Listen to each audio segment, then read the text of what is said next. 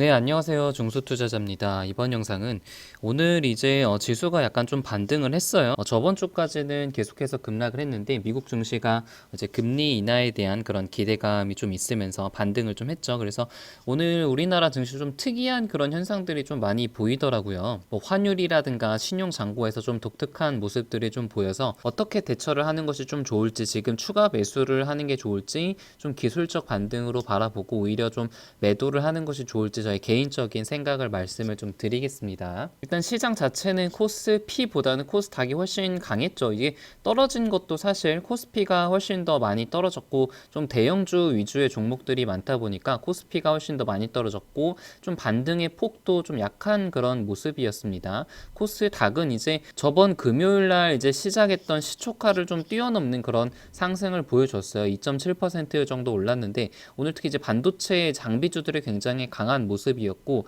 상당히 지금 단기적인 바닥은 확실히 다진 모습이지만 아직은 뭐 100% 확신은 할 수는 없죠. 바닥이 나올 때까지는 바닥이 아니기 때문이죠. 좀 매매 동향을 보면은 좀 특이한 모습이 보이는데 코스피 기준으로 보게 되면은 기관이랑 개인, 특히 이제 개인이 굉장히 많이 샀어요. 그 요 며칠 사이에 계속해서 개인이 코스피를 매수를 하고 있는 모습이고 외국인은 계속해서 파는 모습이죠. 근데 독특한 게 코스닥에서는 지금 외국인이랑 기관이 샀고 개인은 계속 팔았습니다. 장중 내내 계속 팔았고 오늘 이제 장 그 시작할 때 그 시초가를 봤을 때 약간 반대 매매가 약간씩은 나오고 있는 모습인 것 같아요. 아직 뭐 작년 8월처럼 모든 종목들에서 반대 매매가 엄청나게 많이 나오는 그런 모습은 아니었지만 몇 종목에서 약간 반대 매매가 조금 나오는 모습이고 오늘도 이렇게 장중에 계속 개인의 매도세가 있는 것을 보면은 어느 정도의 신용 물량이라든가 어떤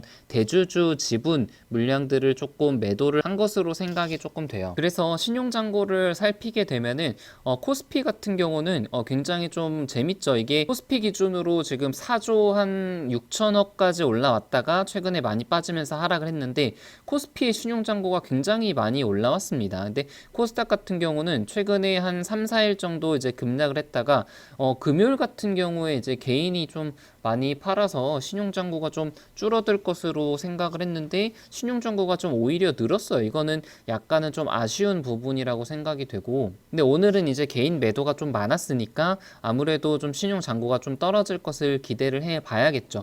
그래서 지금 저점 같은 경우는 신용잔고가 한 5조 초반대가 굉장히 좀 저점 구간이었고 최근에는 5조 9천억 그러니까 6조 가까이 올라왔었는데 저는 이게 한 5조 중반대까지는 조금 떨어져야 이제 강하게 좀 탄력적으로 움직일 수 있다고 생각이 들고 있고 지금은 아직은 100% 확실한 바닥 구간, 반등 구간이다라고는 조금은 보기는 아직은 힘든 상황이죠. 여러 가지 그 금값이라든가 환율에서 독특한 모습이 좀 나타났어요. 특히 환율 같은 경우는 지금 1,200원을 돌파한 이후에 여기서 약간 좀 횡보를 하다가 그러니까 전고점에서 1,200원을 뚫지 못하고 오늘 엄청나게 하락을 했습니다. 이게 환율이 1.6% 하락한 것은 뭐 종목에서야 뭐 1%, 2% 하락이 뭐 자주 나오지만 환율에서 이렇게 많이 하락을 한 것은 거의 역대급이라고 좀 보여지거든요. 근데 환율이 또 이렇게 하락은 했는데 외국인들이 매수를 동참하지 않았고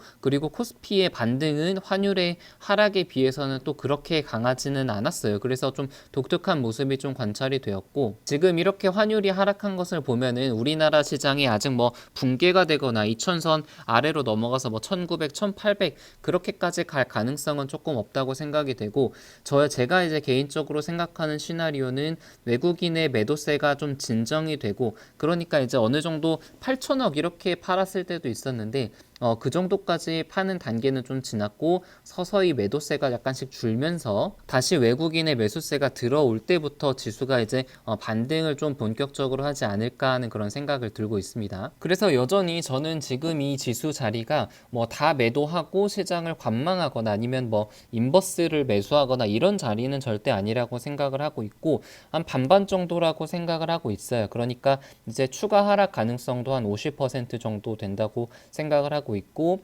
여기서 이제 또 반등을 할 가능성도 있겠죠. 50%라고 생각을 하고 있습니다. 이게 추가 하락할 가능성 시나리오는 우리나라에서도 계속해서 확진자가 증가를 하고, 미국에서도 아직까지는 지역3의 감염까지는 퍼지진 않았는데, 그것이 이제 계속 발생을 하거나, 유럽에서도 지금 계속 증가를 하고 있는데 여기서 더 폭증을 하는 그런 시나리오가 된다면은 당연히 추가 하락의 가능성도 있겠죠. 이제 반면에 좀 우리나라의 그 증가 추세가 좀 꺾이거나 아니면 미국에서 이제 우려와는 달리 그렇게 많이 증가를 하지 않는 경우는 여기서 곧바로 반등할 가능성도 있다고 생각을 하고 있습니다. 앞으로 시나리오가 어떻게 전개될지 이제 전혀 알 수가 없죠. 이게 신이 아닌 이상 앞으로 어떤 미래가 펼쳐질지는 절대 알 수 없기 때문에 저는 이제 예전에도 말씀드린 것처럼 매일 조금씩 계속해서 추가 매수의 전략을 사용을 하고 있어요. 그래서 제가 오늘 약간 좀 매수를 한 종목은 에코프로 BM을 좀 신규로 매수를 했고, 그리고 TCK랑 RF텍을 조금 추가로 매수를 했습니다. 개인적으로 제가 이제 계속 좀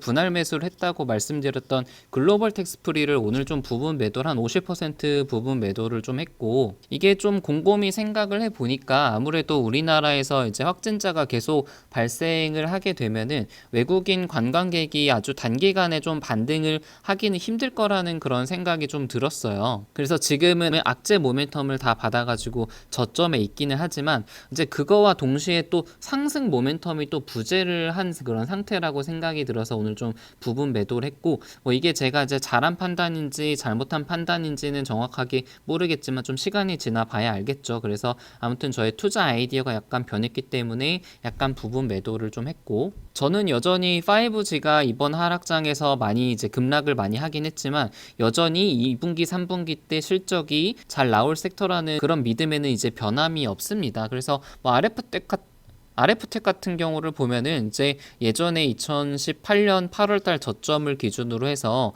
그 저점과 저점을 이어본 그런 추세선이라고 하죠. 이게 추세선을 봤을 때 이 추세선의 아래로 내려가는 그런 급락이 이제 나타나는 경우들이 몇 번 이제 보이게 됐는데, 이 급락 이후에 또 급반등을 보이는 경우들도 있었단 말이에요. 그래서 지금 같은 경우도 어떻게 보면은 그 시장의 어떤 충격 때문에 급락을 했고, 이 추세선을 어떻게 보면 좀 이탈을 한 상태죠. 그래서 이 이탈을 한 상태에서는 아주 좋은 매수 기회라고 여전히 생각을 하고 있기 때문에 여기서 추가적으로 하락을 할 가능성도 있지만 그렇게 하락을 할 때마다 좀 분할 매수 계획을 세우고 있기 때문에 그런 상황이라고 생각을 하고 있어요. 그리고 또 제가 좀 추가로 매수를 한 종목이 한글과 컴퓨터도 오늘 약간 분할 매수를 했고, 이거는 이제 예전에도 한번 말씀을 드렸는데 2019년 11월 19일에 처음으로 매수를 해가지고 한 12,000원에서 이제 매도를 해서 나왔던 그런 종목인데, 그때 뭐 사실 투자금이 많지는 않아가지고 뭐 수익률 8%에 20만원 정도밖에 수익을 보지는 못했었고, 이거 투자 아이디어도 뭐 그렇게 복잡하지 않습니다. 이거 종목 같은 경우를 보면은 매출을 구성하는 것이 이제 본사, 그리고 한컴 라이프케어, 한컴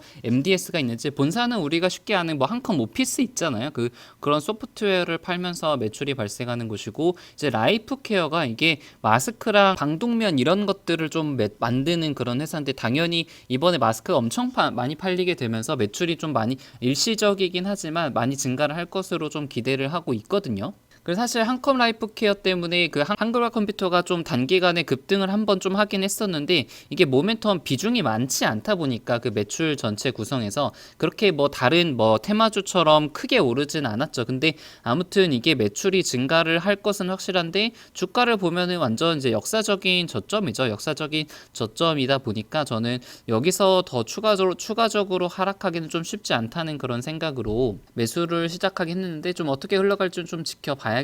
그래서 이번 영상은 좀 추가 매수의 기회일지 아니면은 뭐 기술점 반등일지에 대해서 좀 고민을 해봤는데, 정말 시장이 좀 어려운 것 같아요. 그러니까 환율은 많이 떨어지는데 외국인 매수세는 들어오지 않고, 그렇다고 뭐 신용잔고가 아주 뭐 급격하게 작년처럼 또 떨어지는 그런 단계는 아니어가지고 상당히 판단하기는 쉽지 않은데, 그때도 이제 말씀을 드렸지만 이렇게 하락하는 장에서는 두 가지가 가장 중요하다고 생각을 해요. 첫 번째는 현금을 가지고 있는 거가 굉장히 중요하다고 있다고 말씀을 드렸고, 두 번째는 종목에 대한 그런 확신을 가지고 있어야죠. 그래서 확신이 없으면은 이제 저번 주 금요일처럼 막 하락을 했을 때 공포심에 휩싸여 가지고 막 매도를 하게 되는데, 종목에 확신이 있으면은 그런 그 폭락 급락하는 장에서 쉽게 이제 매도를 하지 않고 오히려 더 매수를 하는 좀 현명한 투자자들은 저번 주 금요일처럼 이제 비이성적으로 많이 하락을 했을 때 오히려 매수를 해가지고 오늘 같은 장에서는 오히려 이제 수익을 보고 나오셨을 분도 계셨을 것 같아요. 근데 뭐 저는 그렇게 단기적으로 막 그렇게 사고 파는 그런 스타일은 아니기 때문에 그냥 시장이 이렇게 많이 하락을 했을 때 조금씩 매수 비중을 조금씩 담는 그런 대처법으로 지금 시장을 좀 대응을 하고 있고, 시장이 많이 하락을 해서 좀 힘드실 분도 많이 계시고 지금 수익금이 많이 이제 쪼그라들었거나 손실을 많이 보고 계실 분도 계실 것 같은데, 항상 위기랑 기회는 같이 온다고 생각을 하고 있고, 항상 또 공통적인 게 위기는 항상 또 다른 모습으로 찾아와요. 그래서 이번엔 다를 것이다라는 그런 책도 있잖아요. 그래서 이번 위기를 잘 극복을 하는 것이 2020년도 수익률을 결정짓게 되는 아주 좋은 그런 공부가 되는 기간이 될 수도 있다고 생각을 하고 있습니다. 네, 그래서 영상은 여기서 마치겠습니다.